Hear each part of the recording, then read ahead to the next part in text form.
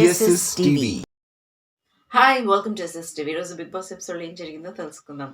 ఈరోజు యావర్, సోహెల్ అండ్ శోభా శెట్టి హౌస్లోకి ఎంట్రీ ఇచ్చారు. శోభా శెట్టి హౌస్లోకి ఎంట్రీ ఇవ్వగానే ఇమాన్యుయల్ అమ్మాయిలు వచ్చినప్పుడు ఏ విధంగా బిహేవ్ చేస్తాడో అలాగే చేశాడు. బిగ్ బాస్ మీకు చాలా కృతజ్ఞుడై ఉంటాను, మా కోసం మంచి మంచి యోధురాలని హౌస్లోకి పంపిస్తున్నారు అని చెప్పి, శోభా శెట్టి నువ్వు బాగున్నావని, చీర బాగుందా అని చెప్పేసి అనగానే మళ్ళీ మొదలెట్టాడు రా నాయన అని చెప్పి హౌస్లో వాళ్ళందరూ కూడా నవ్వుకోవడం స్టార్ట్ చేశారు. సంజన అయితే వచ్చిన ఎవరిని వదలట్లేదు కదా అని చెప్పేసి కామెడీ చేసింది. అయితే శోభశెట్టి ఇంట్లో చక్కగా ఆడి దివ్యకి ఛాన్స్ ఇచ్చింది. కెప్టెన్సీ కంటెండర్ టాస్క్లోకి దివ్యకి ఛాన్స్ ఇచ్చింది అనూహ్య రీతిలో. అలాగే యావర్ ఇంట్లోకి వచ్చినప్పుడైతే అందరూ కూడా హవాకయ్యారు. యావర్ ఇంట్లోకి వస్తుండడంతోనే తనుజ వెప్పదలో చూస్తూనే వచ్చాడు. ఆ తర్వాత రీతు పలకరించినప్పటికీ రీతుతో మాట్లాడి ఆ తర్వాత తనుజ దగ్గరికి వెళ్ళి గట్టిగా కౌగిలించుకున్నాడు. ఏదేమైనప్పటికీ ఇదేదో తేడాగా ఉంది అనుకునే లోపే బిగ్ బాస్ నా కోసం ఒక పాట వేయండి, నేను మంచి మూడ్లో ఉన్నానని చెప్పి పాట వేయించుకొని దానికి డ్యాన్స్ చేస్తూ ఉన్నాడు.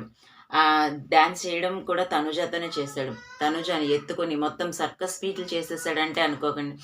అసలు ఈ మొత్తం సోషల్ మీడియా అంతా యావర్ థంబ్నెయిల్సే ఉన్నాయి. అంటే యావర్ ఎంత చేశాడో ఒకసారి అర్థం చేసుకోవచ్చు. అంతేకాదు హౌస్లోకి వెళ్ళిన తర్వాత తనుజ యావర్ కోసం టీ పెట్టింది. అండ్ యావరు నీకోసం పాట పాడతానని చెప్పేసి సాంగ్ పాడడం మొదలుపెట్టాడు. సాంగ్ పాడడం మొదలు పెట్టగానే అక్కడి నుంచి ఒక్కొక్కరుగా లెగిసి వెళ్ళిపోయారు.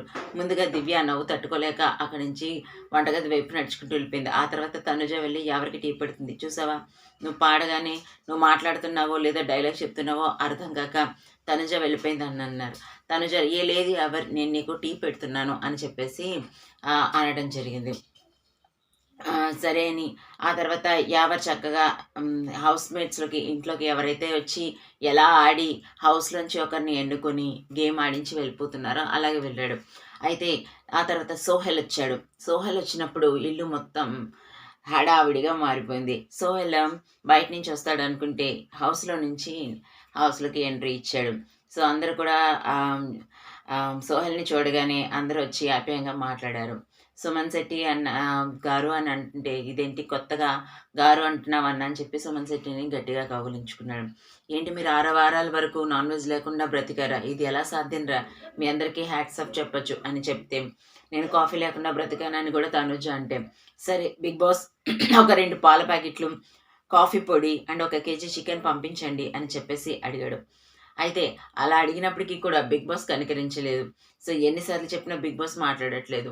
సో కెమెరాస్ దగ్గరికి వెళ్ళి బిగ్ బాస్ నా ఇజ్జత్ తీకండి ప్లీజ్, కానీ వీళ్ళ కోసం 1 కేజీ చికెన్, 2 పాల ప్యాకెట్లు, 1 కాఫీ పౌడర్ ఇవ్వండి ప్లీజ్, మీకు దండం పెడతా, మీ కాలు పట్టుకుంటా బాంచెట్ అని చెప్పేసి మాట్లాడుతూ ఉండగా రీతు వచ్చి ఏంటి అడుక్కుంటున్నావా అని చెప్పేసి అనగానే అందరి ముందు అలా చేయకూడదని చెప్పేసి బయటికి బిగ్ బాస్ పంపించవా అని చెప్పేసి అడుగుతూ మళ్ళీ కెమెరాల ముందు అడుగుకుంటున్నాడు.